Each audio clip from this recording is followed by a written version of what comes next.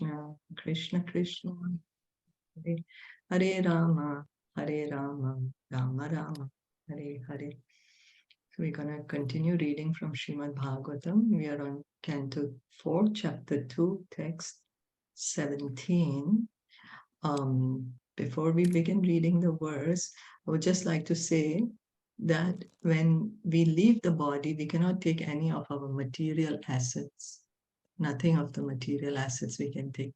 But whatever devotional service we have done for Krishna, that is eternal. It always stays with us. We take that wherever we go. And that is the real asset that we have. So till the time we have the time in this body, we should try to take out some time to regularly hear and chant and do our duties for the pleasure of Krishna. Krishna says in Bhagavad Gita, whatever you do it for me. So we should try to do that do everything for Krishna. We get attached to our activities, what we have to do, what we want to do. We get attached to the result. But Krishna says, you do whatever you need to do, but you do it for me. In that way, we don't get the reactions. We don't get attached. So we don't need to come back to this material world again, and we can go back home, back to Godhead. Would someone like to read the Sanskrit words? Yeah, I just wanted to add, we take the naam and we take the karma, the deeds, whatever deeds we do, that also goes with us. So we should try to do, good karmas. Yeah, so we should try to do good, yes, but do spiritual. Because with the good karmas, we'll come back to the material world. Yeah. But these two things, that we carry with us. Yeah. So when we do the spiritual karma, like do everything for Krishna, then we don't need to come back. So even if we do good, say, my dear Krishna, I'm doing this good for your pleasure. For your pleasure. Then you don't get the result. So we want to do some pious activity, we do that and say, dear Krishna, this is for your pleasure. Yes. Hare Krishna, Hare Krishna. Hare Krishna. Shilpa है ना 18th chapter Gita थोड़े से जो important last के नहीं तो 5 कर लेते हैं ना, जिसकी अच्छी संस्कृत हो, अच्छे से चैंट कर सकता वो करे.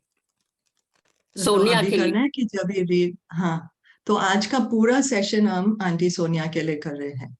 आज का जो भी, हाँ, पर 18th चैप्टर करते हैं, यानी बॉडी अभी तक है ना, तो अच्छा, तो 18th चैप्टर करते हैं. तो किसी को भी बोलो लास्ट के 5 या 10 जितने कर सके तो अपन गीता शुरू करेंगे ना, तभी कर लेंगे. ओके, ठीक है. तो अभी भागवतम करेंगे, फिर बाद में, हाँ, बाद में गीता पढ़ करेंगे, तभी कर लेंगे. अच्छा, ओके, ठीक है. ओके, ठीक. Would someone like to read this? Yeah, I'll read. Yes, please. Maitreya uvacha vinidhevam sa girisham apratipam avashtitam daksho athapa upasprishya krudaha shaptum prachakrame.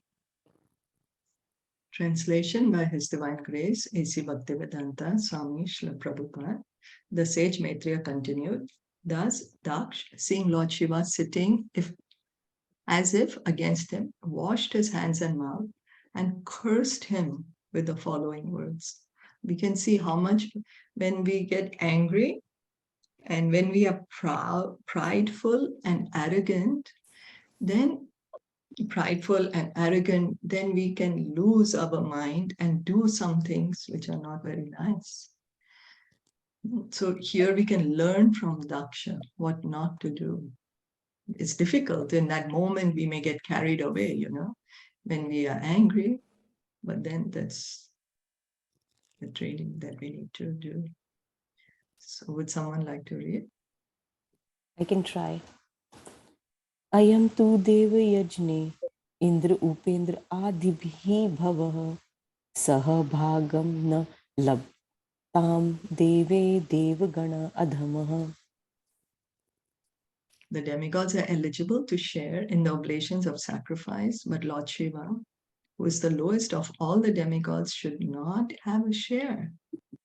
Because of this curse, Shiva was deprived of his share in the oblations of sacrifices. Oh my God.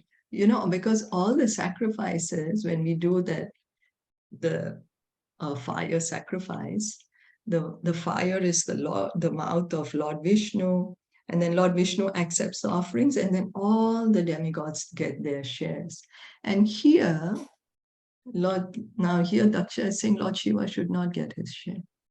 It was due to the curse of Daksha, Sri Vishwanath Chakravarti Thakur comments in this connection that Lord Shiva was saved from the calamity of taking part with other demigods who were all materialistic. Lord Shiva is the greatest devotee of the Supreme Personality of Godhead, and it is not fitting for him to eat or sit with materialistic persons like the demigods. So Vishwanath Chakravarti Thakur is a great acharya in our line. He is a great pure devotee. And so he's saying that Lord Shiva is a pure devotee. So he has nothing to do with material activities. Mostly these yagyas, which would be performed, were for getting some material desires to be fulfilled.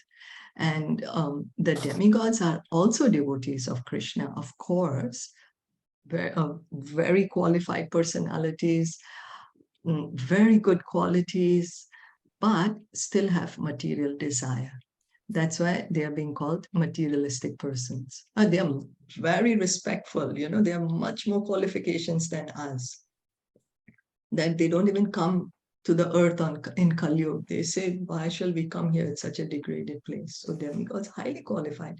But Lord Shiva, he's a pure devotee of the Lord. So Vishwanath Chakravarti Thakur is saying, with this curse, what's happening? Lord Shiva does not need to associate with the demigods, the materialistic demigods. That's so we can see that a devotee, he does not take, when there is any reversal which comes in the life of a devotee, he uses that as an opportunity to engage more in devotional service to Krishna. He uses that as a stepping stone to come closer to Krishna. It's like the donkey who's inside a well, and people if the well is dry, and then people are throwing stones at him to kill him because they are like, why you're braying? You know, you're making too much noise. We want to kill you. So they keep throwing stones at him. But what does the donkey do? He uses those bricks, he uses them to come up and up and up. Instead of, you know, getting hit and hit by them, he uses them to come up, and then he walks out of the well.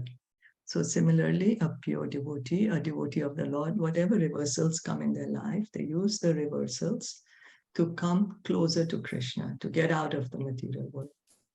Thus, the curse of Daksh was indirectly a blessing for Shiva, who would not have to eat or sit with other demigods who were too materialistic. There is a practical example set for us by Gaur Kishore Das Babaji Maharaj, who used to sit on the side of a latrine to chant Hare Krishna. Gaur Kishore Das Babaji Maharaj was the spiritual master of Srila Prabhupada. We are coming in the Guru Parampara, there's a disciplic succession.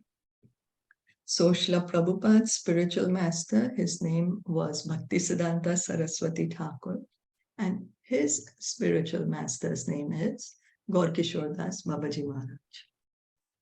So what would Babaji Maharaj do? He used to sit outside the toilet to chant Hare Krishna.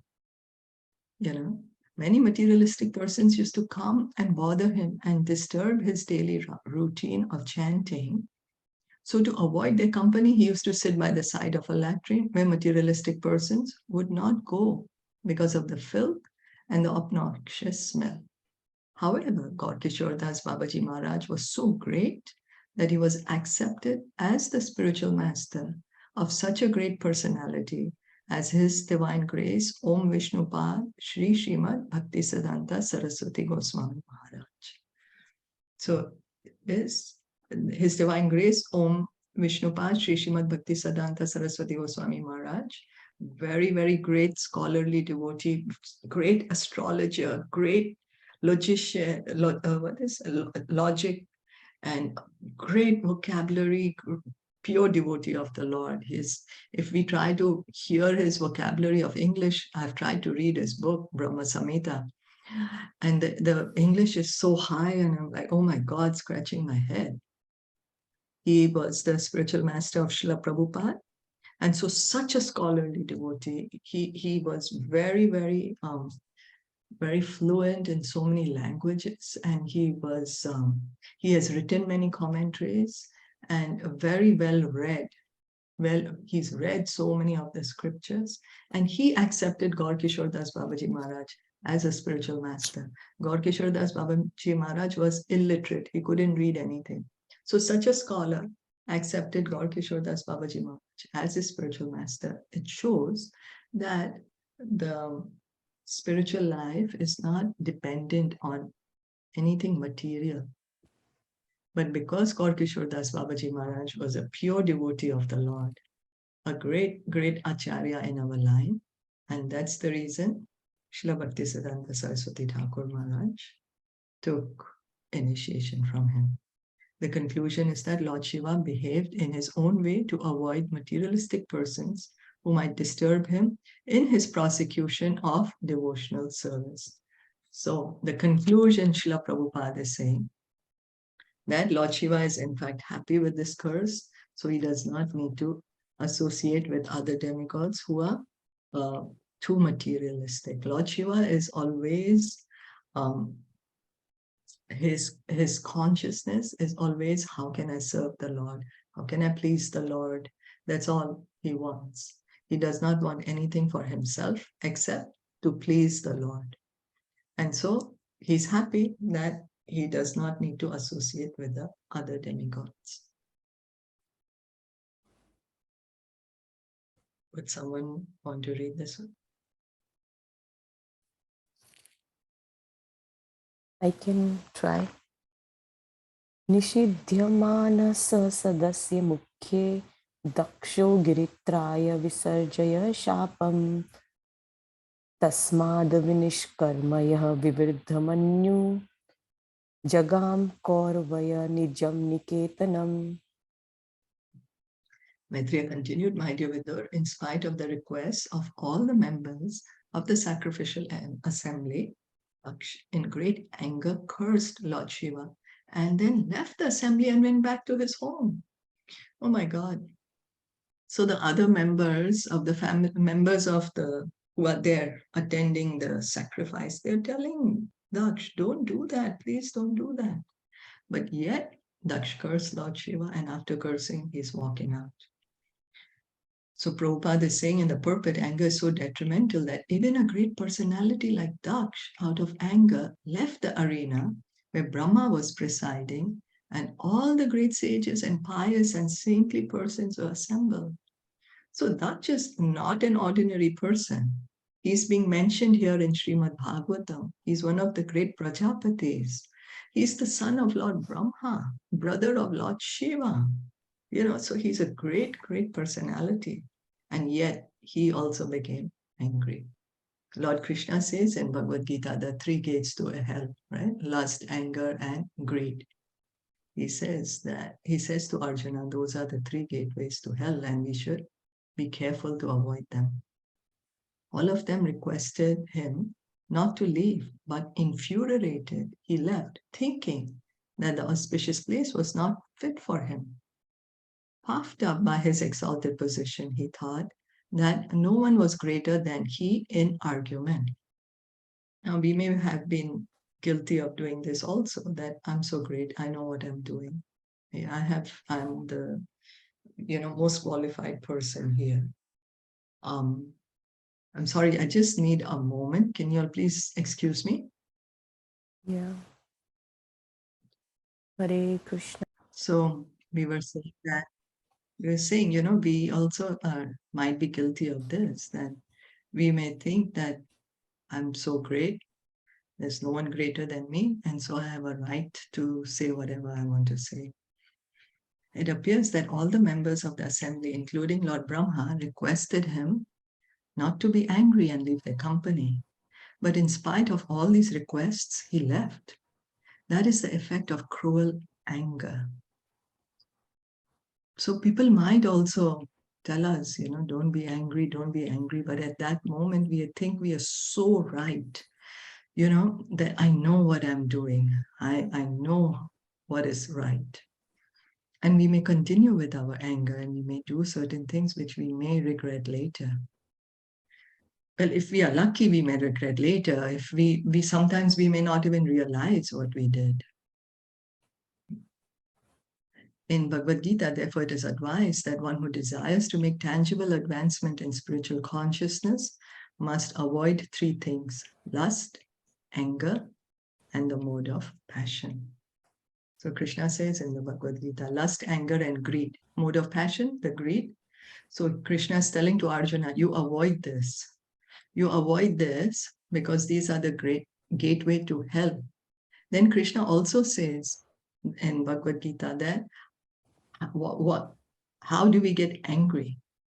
He says first by contemplation of the objects of the senses. What happens is we start thinking of something. Oh, it will be so nice. Then the mind thinks of it, how nice it will be. Then we get attached to it. And then the mind tells us, oh yes, you will enjoy when doing it. So let's just do it, or just get it. Go here, go there, whatever is the desire. Then the mind tells us, yes, you're going to enjoy. Then we actually do it. So then two things happen. Either our desire is fulfilled or it's not fulfilled. When the desire is fulfilled, what happens is we get greedy. Then we want more of it. More and more and more. And if it's not fulfilled, then we get angry. And then when we get angry, our memory is lost, we get bewildered, our intelligence is lost, and we come into the mode of ignorance. Actually, we can see that lust, anger, and passion make a man crazy, even though he be as great as Daksh. The very name Daksh suggests that he was expert in all material activities. But still, because of his aversion towards such a saintly personality as Shiva, he was attacked by these three enemies: anger, lust, and passion. Lord Chaitanya therefore advised that one be very careful not to offend Vaishnavas. Here Daksh is committing a Vaishnava aparad. Vaishnavam yatha Shambhu. Lord Shiva is the greatest Vaishnava, and Daksh is fault finding in Lord Shiva when there is no fault. He's getting angry at Lord Shiva when Lord Shiva was not at fault. He compared offenses toward a Vaishnava to a mad elephant. So Lord Chaitanya says that the first offense to chanting the holy name is to offend the Vaishnava. Now we can see, we are saying offense to the holy name. And holy name, there's Krishna. And what Krishna feels the most offended about is when we offend his devotee. That's the first offense. And he says, Lord Chaitanya says, it's a mad elephant offense. What is a mad elephant? Mad elephant, if he's let loose in a garden, he's going to destroy the garden. The entire garden will be destroyed.